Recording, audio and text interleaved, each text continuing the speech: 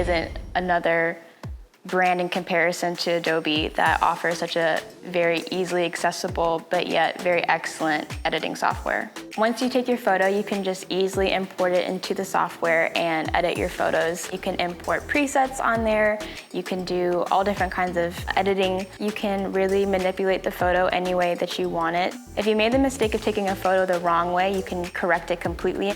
You can change the brightness, the highlights, the luminance, the whites, the blacks, the color grading, the graininess. You can really just change anything and everything about the photo. One thing that I also like is that you can edit on your phone or your tablet or any device that you have. You don't have to strictly just use your computer. It has in-app tutorials and it can show you how to edit as well as just navigate the editing software.